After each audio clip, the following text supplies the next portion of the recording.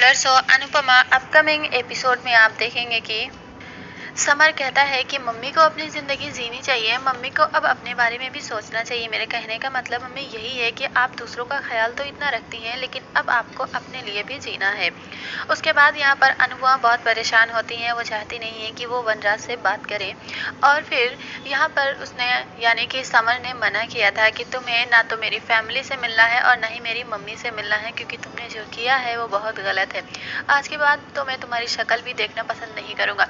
उसके बाद ये नंदिनी को ऐसा लगता है कि मैंने बहुत बड़ी गलती कर दी है, मुझे अनुपमा आंटी को सारा सच बता देना चाहिए। और फिर वो सोचती है अगर मैंने सच अभी भी नहीं बताया तो ये विंटर यानी कि समर मुझे माफ़ नहीं करेगा। और फिर वो अनुपमा से बात करने की कोशिश करती हैं, लेकिन समर अनुपमा से मिलने नहीं देता है। फिर भी नंदिनी वहां पहुंच जाती है और वो बोलती हैं कि नंदिनी सब ठीक तो है ना, तुम इतनी परेशान क्यों लग रही हो। क्योंकि नंदिनी यहाँ पर बहुत रो रही है। तब वो कहती हैं अनुपमा आंटी प्लीज़ मुझे माफ़ कर दीजिएगा, मुझसे बहुत बड़ी गलती हो गई है। मैंने आपसे ये बात छुपाकर बहुत गलत किया है। मैं आपको इसलिए नहीं बता रही थी कि आप बहुत ज़्यादा हर्ट हो जाएंगी। और काव्या मासी को हमने शादी करने से रोकने की बहुत कोशिश की, इसलिए उनकी शादी भी नहीं हो पाई। जब वो शादी का नाम लेती हैं तब अनुपमा कहती हैं तुम ये क्या बोल रही हो, शादी तुम दोनों का तो सिर्फ अफेयर है ना। फिर बोलती हैं अनुपमा आंटी आपको कुछ भी नहीं पता है, इनका अफेयर 8 साल से चल रहा है और मैं काव्या मासी को बहुत समझा रही हूँ लेकिन वो मान ही नहीं रही हैं। अभी काव्या मासी यहाँ पर नहीं है, वो यहाँ से जा चुकी हैं क्योंकि वो आपको फेस नहीं कर सकती। जब आपको होश आ गया था, आपको अच्छा देखकर वो बहुत ज़्यादा डर गई थी, इस वजह से वो यहाँ से चली गई। यहाँ पर काव्या अनिरुद्ध के घर नहीं गई क्योंकि वहाँ पर अनिरुद्ध है। और फिर वो एक होटल में गई है और फिर वो कॉल करती है कि मैं यहाँ पर आ चुकी हूँ भी, इसके बाद भी आप मुझसे मिलने नहीं आएंगे क्या। यहाँ पर बहुत परेशान होते हैं वनराज और कहते हैं कि तुम वहाँ पर जा तो चुकी हो लेकिन मैं तुमसे मिलने कैसे आऊँगा। फिर कहते हैं हमेशा की तरह इस बार भी तुमने मुझे अकेले छोड़ दिया ना। भी मुझे ऐसा लगता है कि तुम मुझसे प्यार ही नहीं करते हो। पहले तो हमारी शादी नहीं हुई, शादी वाले दिन तुम आए नहीं और मैं इंतज़ार करती रह गई, और अब ये सब बता रहे हो। तुम्हें मुझसे मिलना है या नहीं? अगर नहीं मिलना है तो फाइनल डिसीजन बता दो। मैं ना तो तुम्हें कभी कॉल करूँगी और ना ही तुम्हारा और मेरा कोई रिश्ता रह जाएगा। यहाँ पर इतना सुनकर वनराज को बहुत बुरा लगता है क्योंकि वो काव्य से दूर होना ही नहीं चाहते हैं और वो अनुपमा की इन हरकतों से बहुत परेशान है। जो अनुपमा अब जो भी वनराज के लिए कर रही हैं वो बिल्कुल सही है और वो चाहते नहीं है कि ऐसा कुछ हो जाए जिसकी वजह से बहुत प्रॉब्लम हो सकती है। फिर भी काव्या के फोर्स करने पर वो होटल पहुंच जाते हैं उनसे मिलने के लिए और कहते हैं मैं ज़्यादा देर तक तुम्हारे साथ नहीं रह सकता क्योंकि अनुपमा जिस तरह से मेरे साथ बिहेव कर रही है ना, तुम तो उसे बर्दाश्त ही नहीं कर पाओगी। फिर वो बोलते हैं कि हमेशा अनुपमा अनुपमा अनुपमा, मेरे बारे में तुम कभी भी कुछ भी नहीं सोचते हो, तुम्हें मेरी फिक्र नहीं होती है क्या। फिर उसके बाद जैसे ही वो वहाँ जाते हैं उनसे मिलने के लिए, यहाँ पर पारितोष भी बहुत परेशान होता है क्योंकि समर को सारी बातें पता चल चुकी हैं। वो समर को समझाने की कोशिश करता है लेकिन समर कहता है मैं आपकी तरह नहीं हूँ भाई, आपने मम्मी को छोड़कर पापा का साइड लिया, आपको सच और झूठ में कोई फर्क दिखाई नहीं। पापा ने आपको 2-4 कहानियाँ सुना दी और आप उसे सच मानकर बैठ गए। फिर वो कहता है कि नहीं समर, ऐसी कोई भी बात नहीं है, मैं बोल रहा हूँ ना कि पापा और काव्य के बीच में जो कुछ भी था सब कुछ खत्म हो चुका है। फिर कहते हैं कि भाई आप तो रहने दीजिए क्योंकि आपको मम्मी का दर्द कभी भी दिखता ही नहीं है। और फिर यहाँ पर राखी दबे हैं, उनका इंटरटेनमेंट तो शुरू हो गया है क्योंकि उनका इंटरटेनमेंट तभी होता है जब शाह परिवार में कुछ गलत होता है।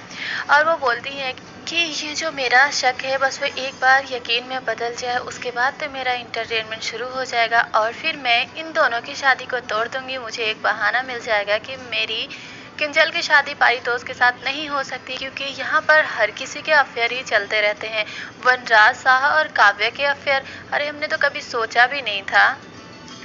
लोग शादीशुदा होने के बाद भी इनके एक्स्ट्रा अफेयर चलते रहते हैं और काव्य तो इस परिवार में ऐसे एंट्री करती है, ऐसे लगता है कि वो इस परिवार की ही है, लेकिन इसमें गलत क्या है, वो तो इस परिवार की ही है ना, परिवार जैसे ही है ना। वो तो हमेशा कहती है, हर फंक्शन में वो नजर आती है लेकिन अभी तो यहाँ वो दिखाई नहीं दे रही है। बहुत कुछ राखी दवे कहती हैं और फिर वो बोलती हैं कि अब कुछ भी हो जाए मैं पारितोष और किंजल की शादी नहीं होने दूंगी। यहाँ पर अनुपमा जो है वो ये चाहती हैं कि वनराज उनसे दूर रहें और वो ये भी चाहती हैं कि उनके परिवार में मेरी वजह से कोई प्रॉब्लम ना हो, मैं अपने परिवार का ख्याल रख रही हूँ और हमेशा रखूँगी। अगर बताना होगा इनको अपने बारे में तो ये खुद बताएँगे, अगर मैंने खुद बता दिया तो बहुत प्रॉब्लम हो जाएगी, मेरे परिवार, मेरे रिश्ते बिखर जाएँगे। अनुपमा बहुत कुछ सोचती हैं, इस वजह से वो घर पे किसी को भी नहीं बताती हैं कि मेरे साथ क्या हुआ है, लेकिन लीला यहाँ पर उनको बार-बार नोटिस कर रही हैं और कह रही हैं कि बहू इतनी शांत कैसे रहने लगी? पहले तो ऐसा कभी भी नहीं इसने किया है, लेकिन अभी ऐसा हुआ क्या है? और यहाँ जो बापूजी हैं वो अनुपमा से पूछते भी हैं कि बेटा हुआ क्या है, बताओ कुछ, तुम इस तरह से बिहेव तो पहले नहीं करती थी।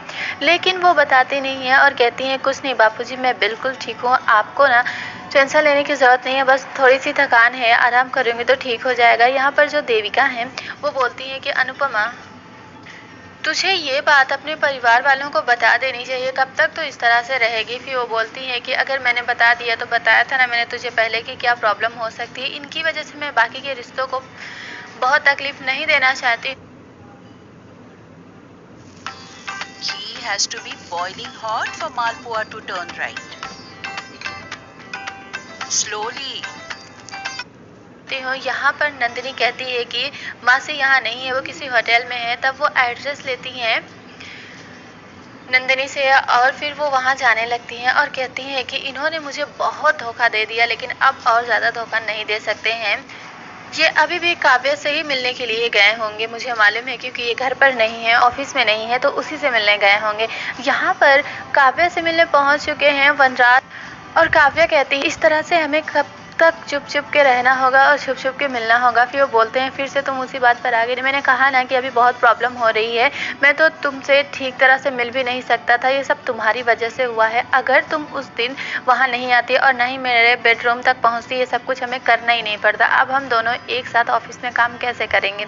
अनुपमा को सारा सच पता चल चुका है और वो फैमिली में कभी भी किसी को कुछ भी बता सकती है, लेकिन अब हमें अलर्ट रहना पड़ेगा, अब हमें एक दूसरे से मिलना जुलना थोड़ा कम करना पड़ेगा। फिर वो बोलती हैं सब कुछ मैं ही क्यों बर्दाश्त करूं, हमेशा अनुपमा की वजह से तुम मुझसे दूर चले जाते हो, कुछ भी हो जाए वो तो तुम्हारी बीवी ही है ना। फिर दोनों के बीच में थोड़े से आर्गुमेंट्स होते हैं और फिर काफ़ी नॉर्मल हो जाती है और वनराज से सॉरी बोलती हैं। यहाँ पर वो बोलते हैं अब मुझे चलना चाहिए, काफ़ी टाइम हो गया। जैसे ही वो बाहर निकल रहे होते हैं वैसे ही पहुँच जाती हैं अनुपमा और अनुपमा को देखकर वो छुपने की कोशिश कर रहे हैं, कहीं ऐसा ना हो कि मुझे यहाँ पर देख ले, क्योंकि काव्या सामने ही खड़ी है और वनराज उनको देखकर छुपने की कोशिश करते हैं, लेकिन अनुपमा उन्हें देख लेती हैं।